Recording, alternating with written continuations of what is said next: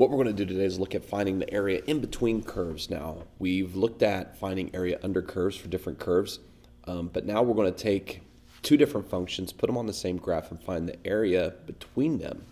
And the process is going to be very similar to what we've already been doing. For example, we've got y equals secant squared and y equals sine x, and we're looking at a small interval here from 0 to pi over 4. And what we want to do is find the area between the curves.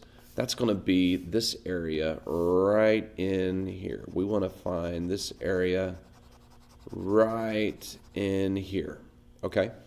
And we follow the exact same steps that we took to find the area under the curve, but now we're going to find the big area under the big curve, and we're going to subtract the area under the little curve. So what we're going to have left is that area in between them. It's the same thing of thinking if you've got a big rectangle and a little rectangle, how much is the space inside that little rectangle? Okay, big area minus little area. So how do you do that? You do that by integrating, all right? Your upper integral, f of x, minus your lower integral, g of x. So for this particular problem, we would integrate from 0 to pi over 4, secant squared x minus sine x dx. This is what we would integrate. And so we integrate this, we plug our numbers in, and we're off and running. Now the cool thing is, for my students, you can start using your calculators to help you out a little bit. We've done the integration, and you're expected to be able to do that, so I trust that you can.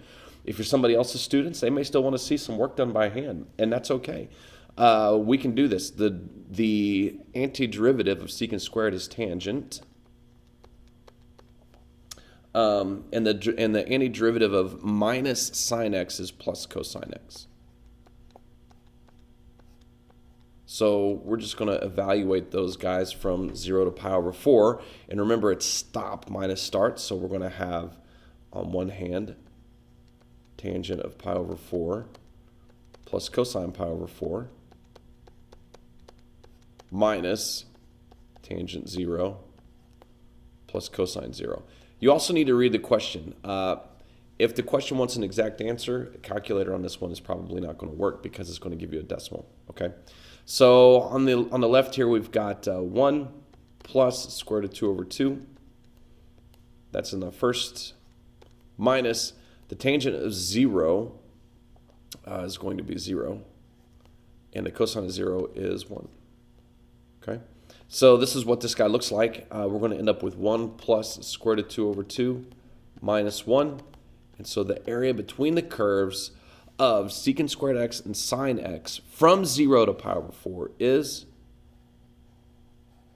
square root of 2 over 2. And that really is all there is to it. And there's a vast, huge discovery that's just waiting to happen with all of this. We can find volumes, we can find areas. It doesn't matter what the curve shape is. We can rotate things. The door that we're stepping through with this simple process is really, really neat. So hang on for the ride. We got a lot of cool things to talk about coming up.